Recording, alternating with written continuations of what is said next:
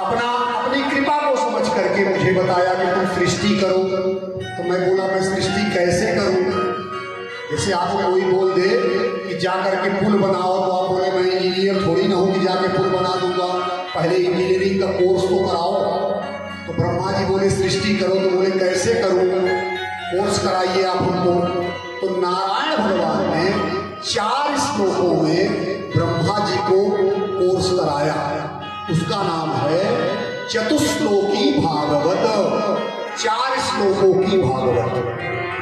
लो, कृष्ण जन्म कौन कहे, कृष्ण लीला कौन कहे, 4 श्लोक में ही सारी भागवत। तो पहली बार श्रीमद् भागवत नारायण भगवान ने ब्रह्मा जी को सुनाया 4 श्लोकों में। उन्हीं 4 श्लोकों का अर्थ समझने के लिए वेद व्यास जी ने 18,000 श्लोक बनाए। जब इन 18,000 श्लोकों को आप समझेंगे तब उन चारों का मतलब समझ में आएगा। जैसे कोई कानून की भाषा बोलेंगे दफा ये, तो भाई वो पहले वकालत करेगा तब तो सारी धारा कानून समझेगा। तो ब्रह्मा जी को 4 श्लोकों में ज्ञान दिया गया, उसका नाम है चतुश्लोकी भागवत। आप कोशिश कीजिएगा, मैं समझाने का प्रयास कर रहा हूँ। श्लोक नंबर 1 ब्रह्म का ज्ञान है, श्लोक नंबर 2 माया किसे कहते हैं, और श्लोक नंबर 3 संसार कैसे बना। ब्रह्म, माया, जगत और साधन, ये 4 श्लोक हुए। ब्रह्म को मानिए सोना, तो सोने से ज्वेलरी गहने तभी बनेंगे जब उसमें किसी धातु का टांका लगाएंगे। आप ध्यान रखिएगा, अगर कोई सोने का गहना पहन के आप लोग बैठे हो तो पूरा सोना नहीं हो सकता। पूरे सोने का गहना कभी नहीं बनेगा जब तक किसी धातु का टांका नहीं लगेगा, क्योंकि सोने में सोने का टांका नहीं लगता। या तो आपको चांदी का टांका या तांबा का टांका या पीतल का टांका, सेम धातु का सेम धातु के टांका कभी नहीं लगेगा। तो अगर भगवान सोना है और उनको जगत रूपी गहने बनाना है, ज्वेलरी बनाना है, तो माया रूपी टांका लगाए बिना जगत का भास नहीं होगा। इसलिए उन्होंने माया के बारे में भी बताया, ब्रह्म, माया, जगत और पाने का साधन। श्लोक नंबर 1 अहमेवा समेवाग्रे नान्यद यद सत सत परम पश्चादहं यदेतच्च यो वसिष्ठेत सो अस्म्यहम्। ये ब्रह्मा, जब कुछ भी नहीं था तो मैं था, और जगत के रूप में जो कुछ भी दिखेगा वो मैं ही दिखूंगा। और जब जगत का प्रलय हो जाएगा, कुछ नहीं बचेगा, जो शेष रहेगा वो मैं ही रहूंगा। अहम एव वासे अग्रे, प्रारंभ में केवल मैं था, आज जगत में जो लोग दिखेंगे उसमें मैं ही हूं। और इन लोगों के नहीं रहने के बाद जो शेष बचेगा वो मैं रहूंगा। ईशोपनिषद में लिखा गया है कि पूर्णमदः पूर्णमिदं पूर्णात् पूर्णमुदच्यते पूर्णस्य पूर्णमादाय पूर्णमेवावशिष्यते। पूर्ण माइनस पूर्ण बराबर पूर्ण। जैसे आपको बोलूं 1000 माइनस 1000 तो आप बोलेंगे 0। भगवान की परिभाषा है पूर्ण माइनस पूर्ण बराबर पूर्ण। पूर्णमदः पूर्णमिदं, हम ही पूर्ण। अपूर्ण को हटाओगे तो पूर्ण ही रहेगा। वही बता रहे मैं ही था, मैं हूं, मैं ही रहूंगा। जरा आप समझिएगा अपने बारे में। आप पहले थे, आज आप इस शरीर में हो और आगे भी आप रहोगे।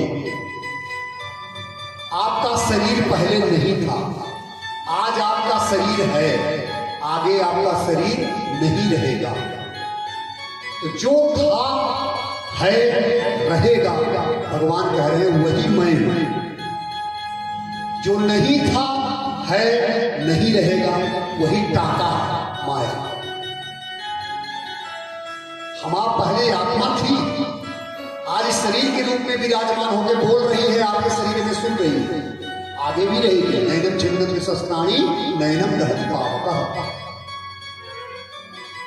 ये उन्होंने पहला श्लोक बताया। माया के बारे में बताते हैं। माया क्या है कि ऋतेर्थम यम प्रतीयेत न प्रतीयेत चात्मनि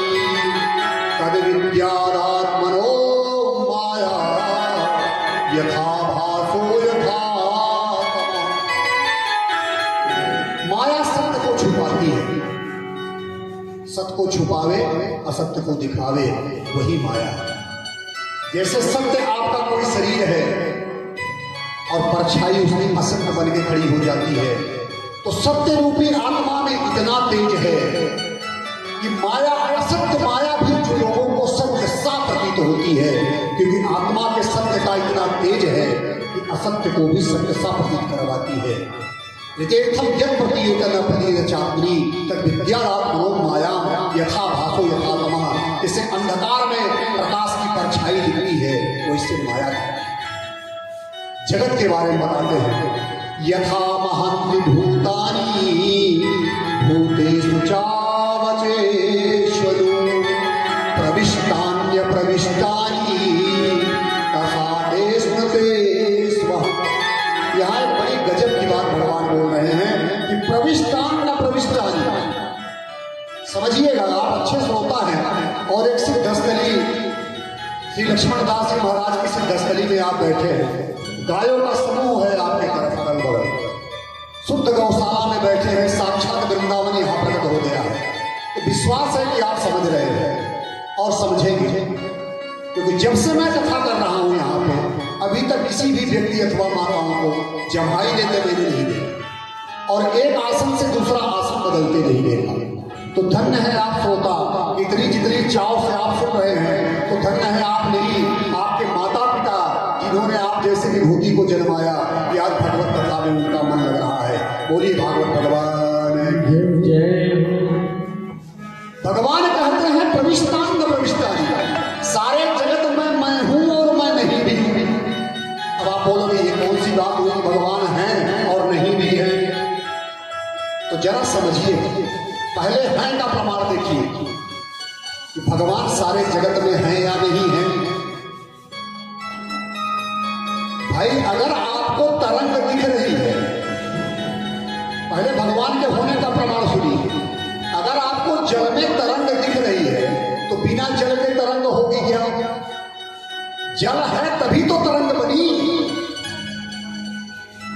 अगर आपके गले में सोने का हार पड़ा हुआ है, सोने की अंगूठी लगी है, तो सोना था तभी तो सुनार ने सोने से अंगूठी बनाई।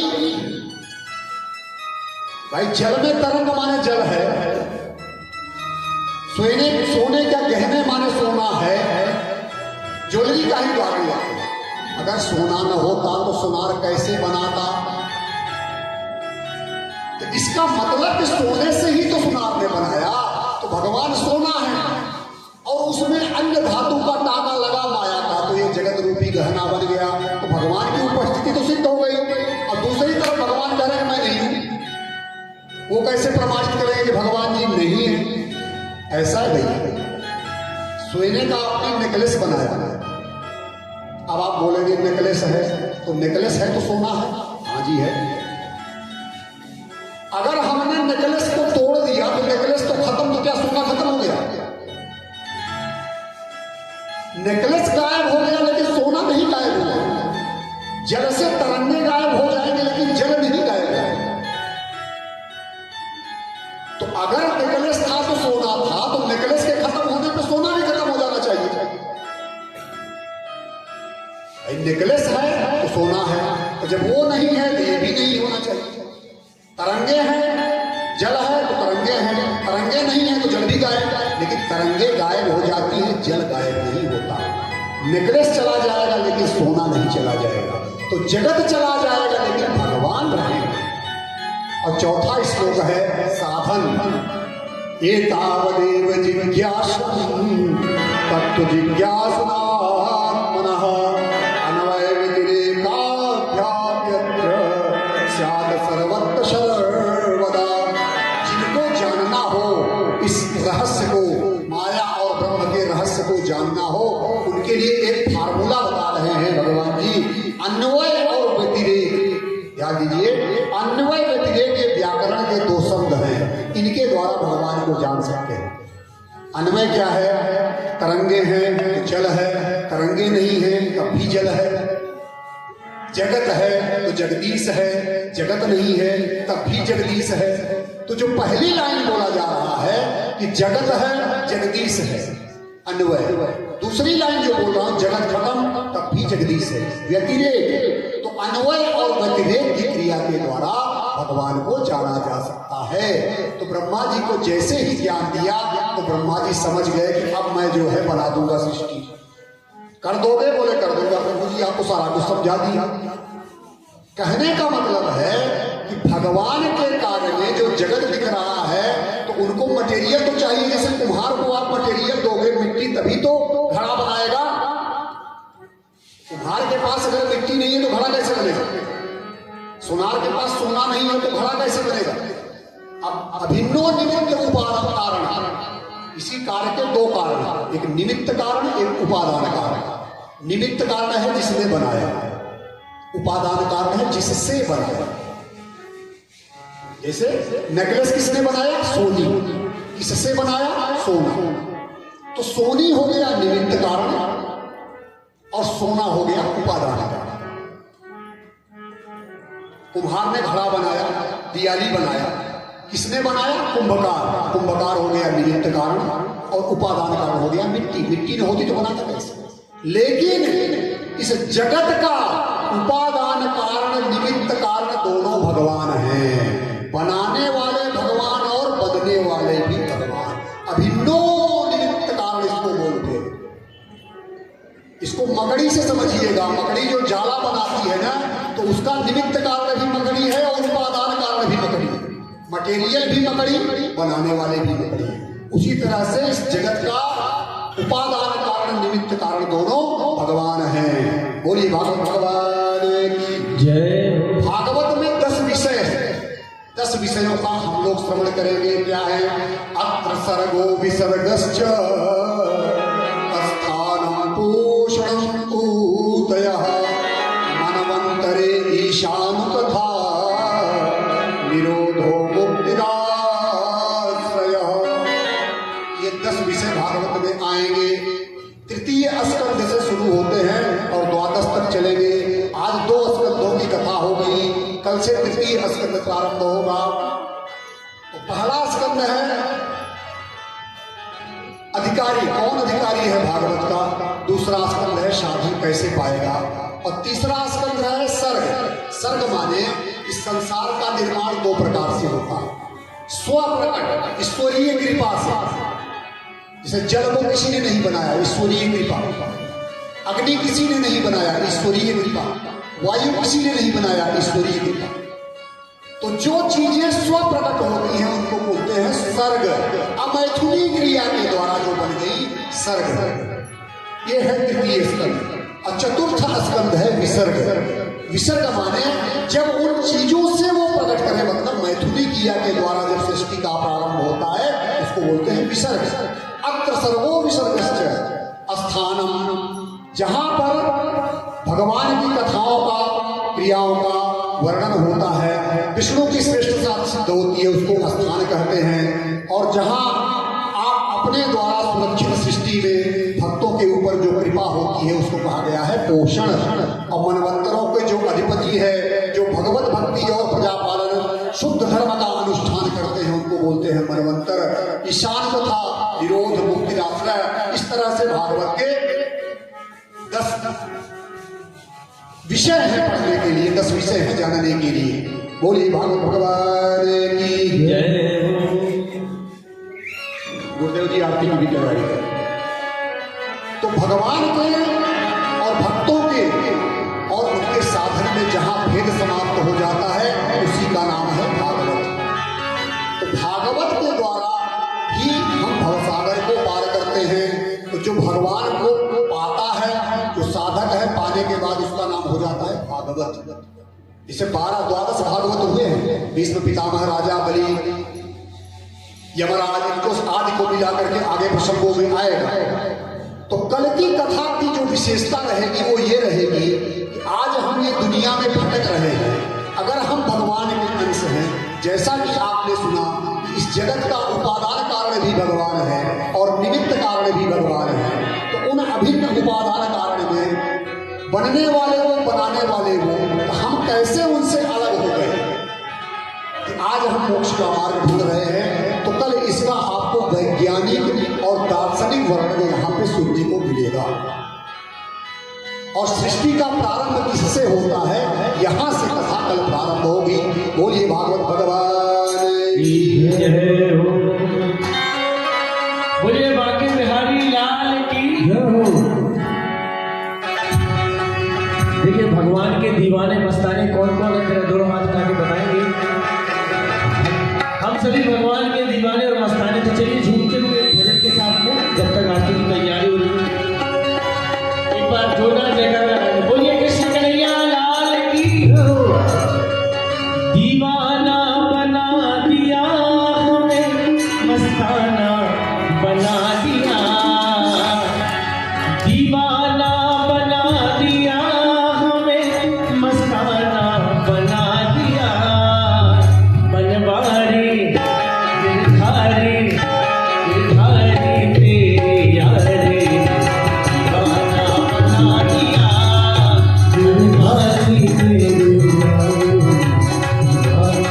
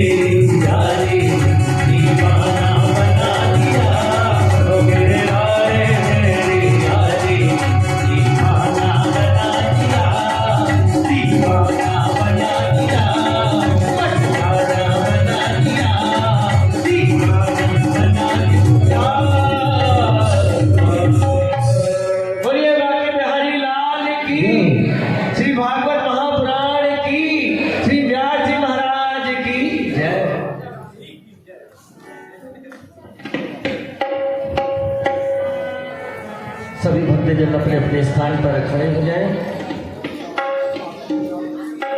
और आरती प्रसाद लेकर ही जाएंगे। आरती होने के बाद